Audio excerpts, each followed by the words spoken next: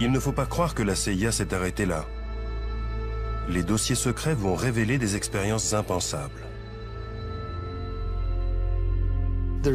Il y a des gens qui croient à tout ça et d'autres qui n'y croient pas. Et il y a un débat entre ces deux camps. Moi, ce qui m'intéresse, c'est ce que disent les documents. Et les documents disent précisément, tout comme les recherches publiées dans les revues ou les livres, qu'on a implanté des électrodes dans le cerveau des gens. On a activé à distance ces électrodes à l'aide d'un transmetteur dans le but de changer le comportement de la personne. On les a rendus violents à casser des murs ou apathiques, sans réaction, alors qu'ils avaient l'air normaux et jouaient de la guitare juste avant. Il y a des photos dans des livres ou des revues. On voit des chats, des singes, mais aussi des humains, chez qui on a placé des électrodes dans le cerveau et dont on prend le contrôle à distance. C'est donc un fait scientifique reconnu. Colin Ross fait référence aux tentatives de créer un être humain programmable à distance. La CIA s'intéresse notamment au travail d'un scientifique espagnol, le docteur Delgado, qui tente ses premières expériences sur un taureau.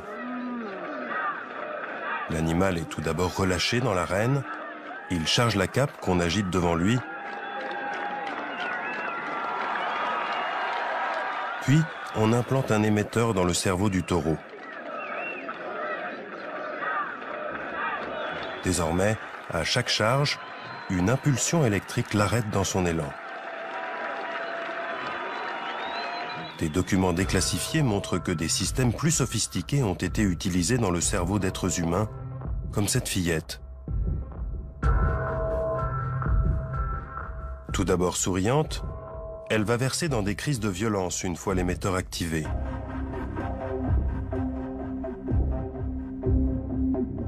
On arrive ici à des degrés d'inhumanité rarement atteints. Comment a-t-on mis fin à ces expérimentations absurdes? Les choses vont s'accélérer au début des années 70. En 1972, le scandale du Watergate sème la panique au sein de la CIA. Elle sait qu'elle a bafoué tous les codes éthiques. Et son directeur, Richard Helms, n'a pas informé le président de ce qui se tramait dans ses laboratoires.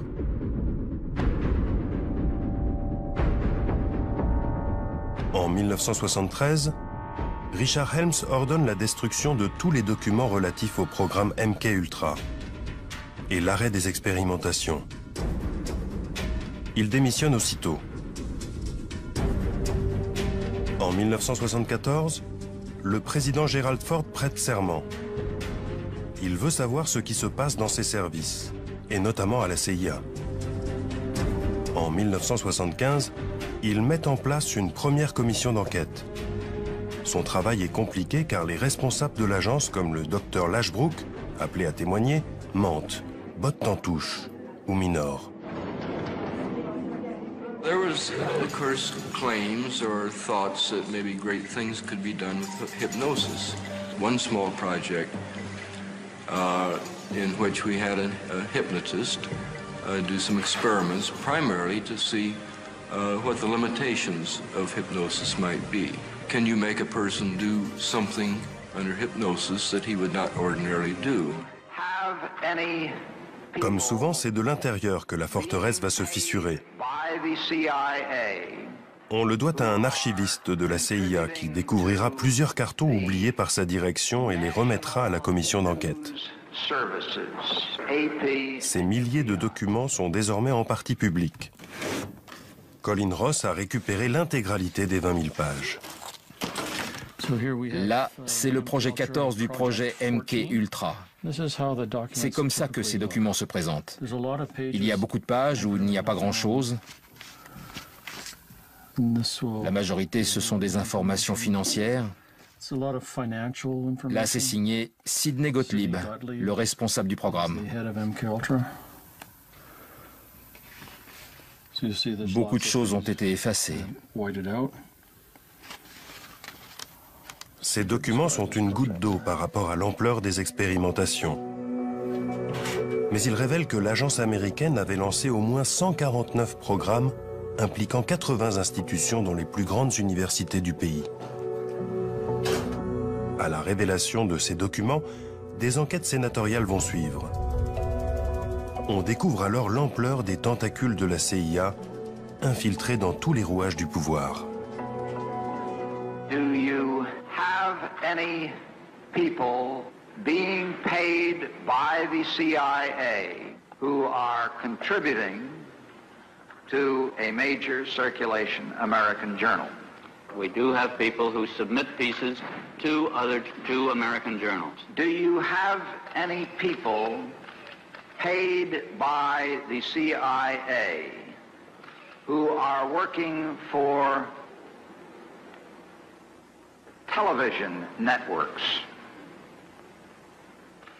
This, I think, gets into the kind of getting into the details, Mr. Chairman, that I'd like to get into in executive session. Richard Helms, l'homme qui a toujours préféré l'ombre à la lumière, doit alors se justifier publiquement. Celui qui a tiré les manettes des programmes les plus répugnants de l'agence affiche un détachement écœurant. If one has in one's possession or under one's control bacteriological or chemical weapons, they can be used both defensively and offensively. And by use offensively, we mean to include killing people, is that right? Well, they have the capacity to kill people if they were used in that way. Unrestrained, illegal, secret intimidation and harassment of the essential. Richard Helms est malmené, mais ne sera soumis à aucune poursuite judiciaire. Il justifie ses actes au nom de l'intérêt national. Une attitude que l'on retrouve chez James Ketchum, le psychiatre militaire. Des centaines d'anciens soldats traumatisés par ces expériences le poursuivent en justice, mais il sait qu'il ne risque rien. Aux États-Unis, l'individu est protégé lorsqu'il agit au nom de l'État. J'étais très content avec ce qu'on a fait. J'en suis plutôt fier. On a eu des résultats à cette époque. Je pense que ça valait le coup d'essayer. Mais je pense que l'armée a décidé subitement de faire marche arrière et de mettre au rebut des choses qui pouvaient être critiquées un peu partout dans le monde. Ils ont joué la sécurité. Ce déni de responsabilité de la part de James Ketchum ou de celle de bien d'autres scientifiques n'a pas fait baisser le militantisme des victimes. Le 3 octobre 1995, le président Clinton, de guerre lasse, fait des excuses publiques. 23 ans ont passé depuis l'arrêt du programme MK-Ultra et près de 40 ans depuis celui des essais nucléaires. Thousands of government-sponsored experiments did take place at hospitals, universities, and military bases around our nation. In too many cases, informed consent was withheld. Americans were kept in the dark about the effects of what was being done to them. The deception extended beyond the test subjects themselves to encompass their families and the American people as a whole. For these experiments were kept secret, and they were shrouded not for a compelling reason of national security, but for the simple fear of embarrassment, and that was wrong.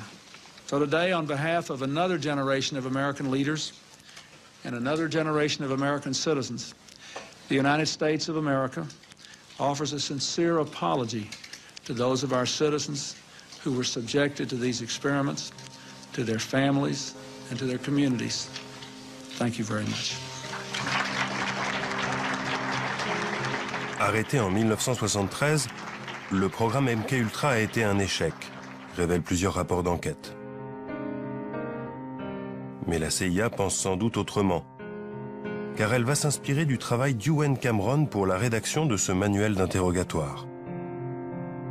Il va être en service pendant des années, et les images qu'on y voit ne laissent aucun doute sur le fait que la CIA l'ait utilisé comme livre de chevet à Guantanamo ou à Abu Ghraib.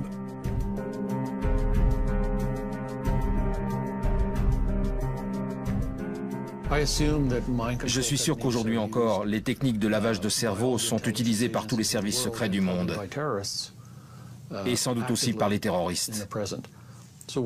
Pourquoi je crois ça? Eh bien, il suffit de regarder les photos qui ont été faites à Guantanamo ou dans la prison d'Abu Ghraib. Il y a tous les ingrédients de la manipulation mentale concoctée par la CIA dans les années 50.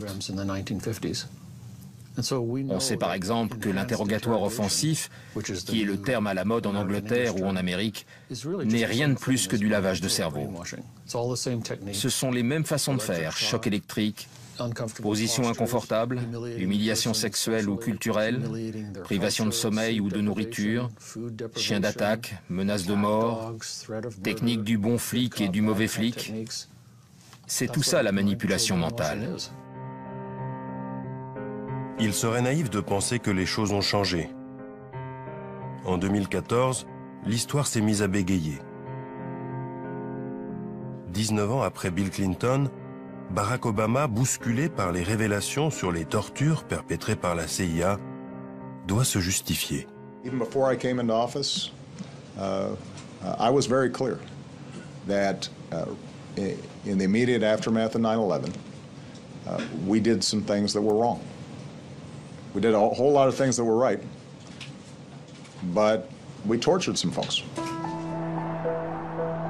Des excuses publiques qui n'ont qu'une valeur symbolique pour Gina et Ralph Blasbalg. Seul un nombre limité de victimes du projet MK-Ultra ont eu le courage d'engager des procédures devant les tribunaux. Les procès sont longs et la CIA rechigne à ouvrir ses archives. Traumatisée et épuisée par son expérience, Gina a renoncé à demander des compensations pour ce qu'elle a vécu.